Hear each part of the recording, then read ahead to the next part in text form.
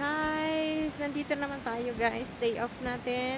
So, nag-camping na naman tayo. So, parang ito yung episode 2 ng ating camping. So, ito guys, wala tayo sa campground. So, naghanap na lang tayo ng ating pwedeng paglagyan ng pop-up. So, malapit tayo guys sa sa tubig. Kita niyo yung stream.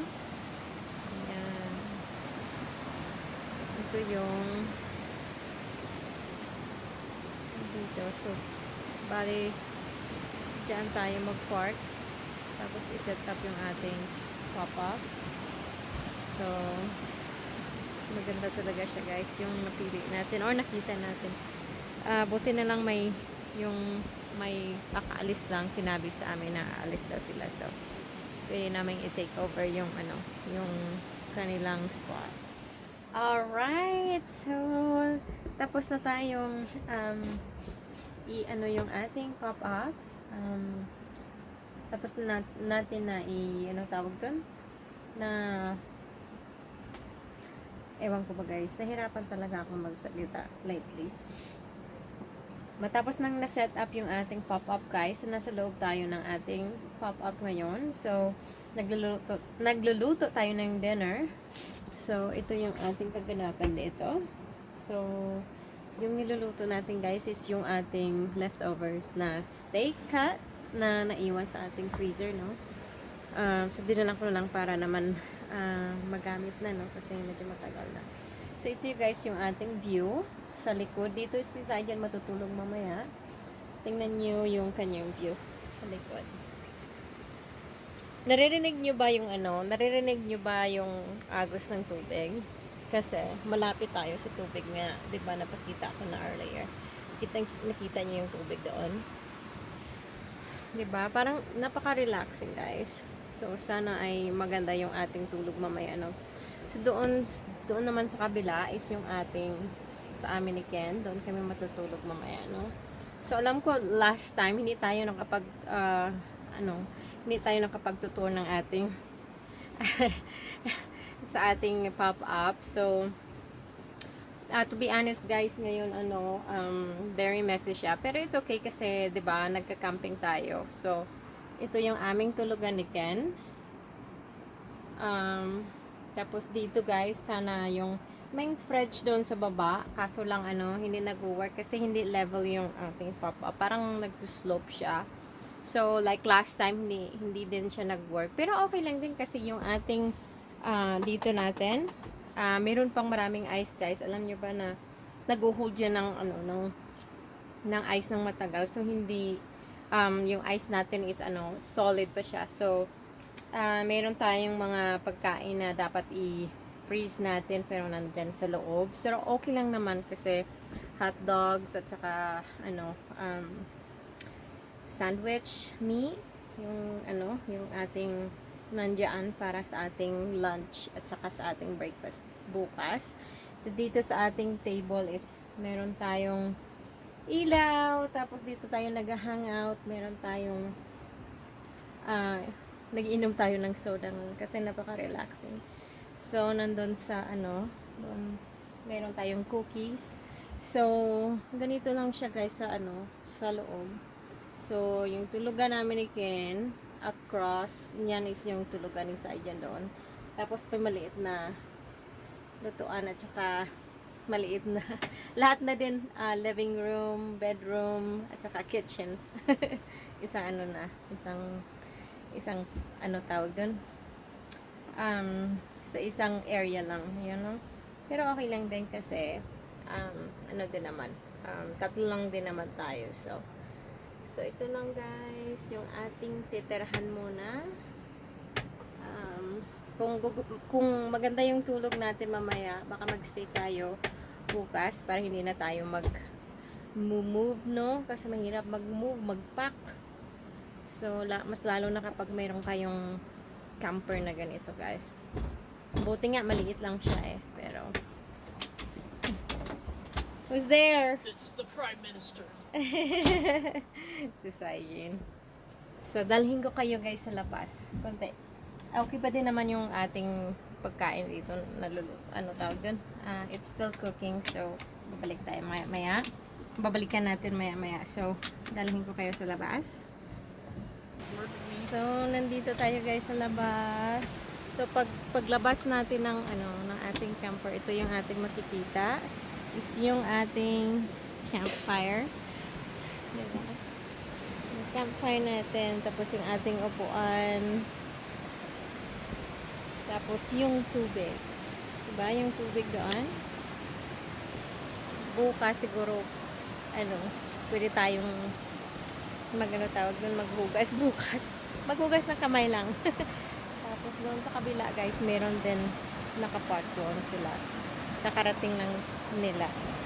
Pero dadalhin ko kayo doon sa baba. Napaka-relaxing dito guys.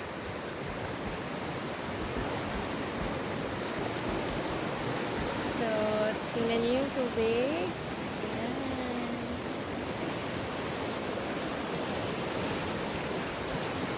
Bukas tayo, ano tawag dyan? Timpasaw ba? Timpasaw sa tubig.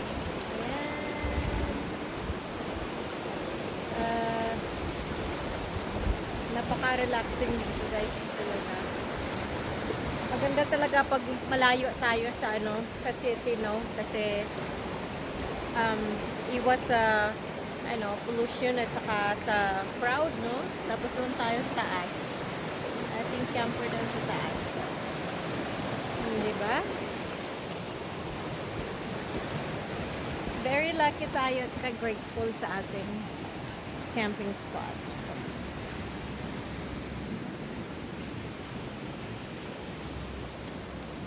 Tapos dito. Naman tayo.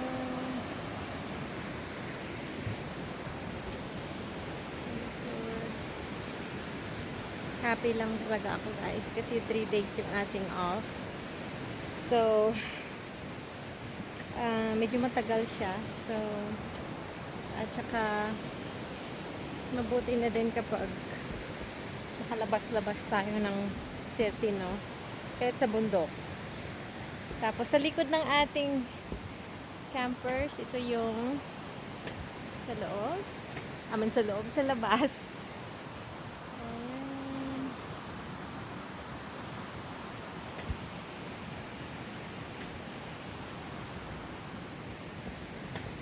Ayan siya. Tapos, dito natin.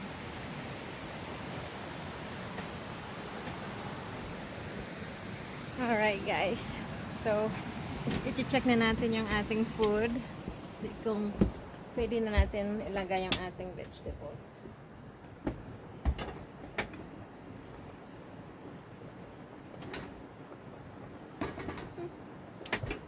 Medyo okay lang. Hindi pa siya luto. Pero mag-stay na muna ako dito sa loob para magluto. Alright guys, tapos na tayo mag-dinner. So, lang natin yung ating, yung ating fire kasi namatay na eh. So, kailangan na natin munang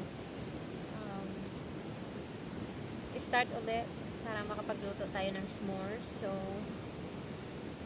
yeah, ito yung start na muna natin yung ating fire.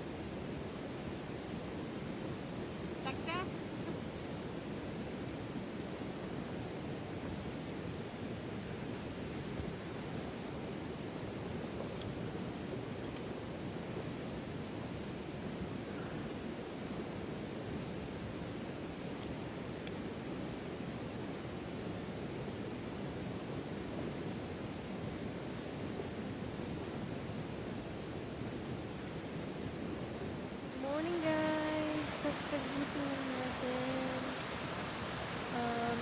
napaka-ano guys yung tulog natin. Um, Masarap yung tulog natin kagabi. Kasi medyo malamig dito. Um, so, my goodness. Sorry. Wala, hindi pa tayo nakapang-linis ng ating mukha. Kasi maaga pa, no? So anyways, so I think mag-stay pa tayo ng one more day. Bukas tayo uwi kasi ano, napaka-relaxing dito. So, tingnan nyo yung tubig sa likod.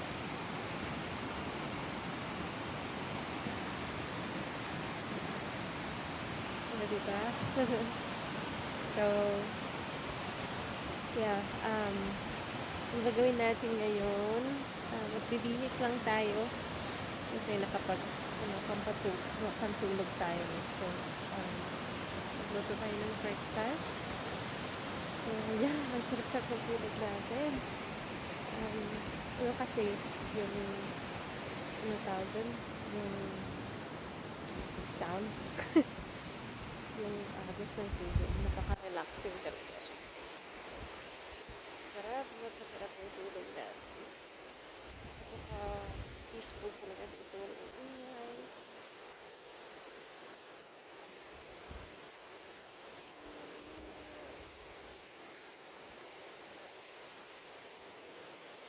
So, anyways, marami lang tayo. Luto tayo ng breakfast. We gotta go, bro. Make it a lot easier.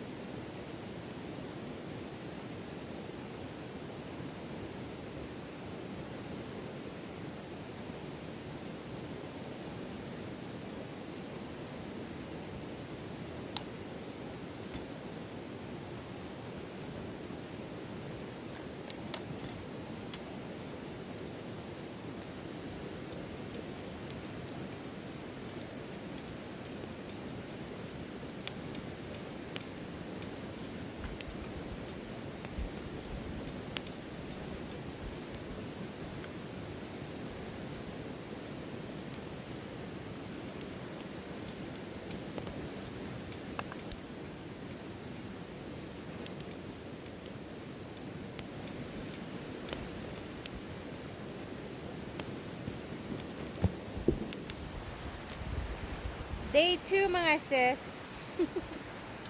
Then dito pa rin tayo sa ating campsite. So, as you can see, 'di ba? Nag-start tayo na naman ng ating campfire. Kasi I know, parang ewan ko, kapag meron tayong campfire is parang therapeutic pa yung pakiramdam niya. Pag nag-camping kayo, kailangan talaga yung campfire mo. So, si Ken is, si Ken, tinatry niya yung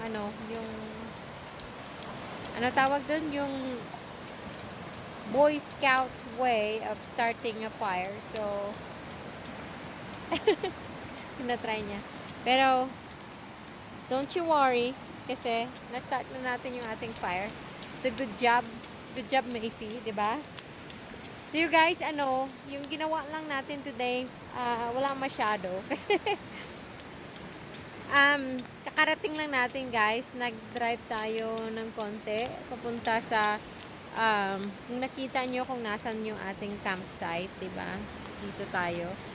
So, nakita nyo yung road na yan, yung main road. So, pinalo lang natin yan. Nag-drive tayo papunta doon sa may dead end, sa taas.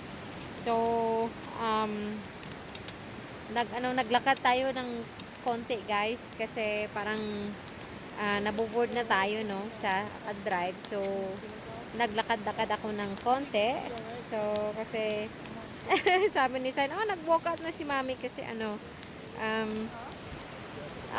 tawag doon? Na siya, naboboard na siya. Sabi ko, I had enough driving. Maglakad na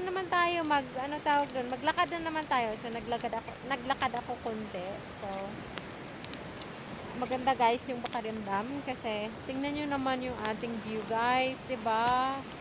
Kahit naman hindi na tayo maglakad, kahit na magstay na lang tayo sa ating campsite is talagang worthy talaga yung time kasi yung kita nyo yung ating yung ating background, yung ating oh my goodness. I'm so grateful and thankful kasi nahanap natin ito yung ating campsite. What do you have? What's that? Mustard. Mustard. Mustard. Ito guys yung ating dinner tonight. Mustard. Hot dog lang. So, ito yung kaganapan. Luto natin dito sa ating campfire. Yeah, this is catsup. Catsup. This is the best part about camping, guys. I love it. Anything? Do we have a garbage bag we can put our garbage in? Yeah. How is it? Guys, ready na tayong uuwi. So, na natin yung ating pop-up. Na ready na. So, ngayon ay i-hot. Bali, tawag doon? I-hot? Basta ganon. Yun na yun. Ang i-connect, tawag doon? Ilagay na yung ating pop-up doon sa likod ng ating truck. So, bye camping spot. We had a good time here. Thank you for being so peaceful and quiet while we were here. It's been a great time, guys. So, mamimiss natin ito. Pero, next time, marami pa din tayong mahanap na maganda pang spot, no? So, yung gagawin natin is yung last check na make sure yung wala tayong naiwan na mga garbages. So, pag meron din, pipick upin natin, dadalhin natin kasi anong tawag nila? Pack it in daw. Yung pag nagpapack daw kayo, ipapack nyo lahat. Diba? Kahit yung mga garbage. Para naman hindi masyadong hindi trashy or hindi sa mga next na mag-camping. Diba? Walang maraming kalat para sa mga next camper. So, mamimiss natin yung ating tubig. Yung ating maliit na stream sa likod.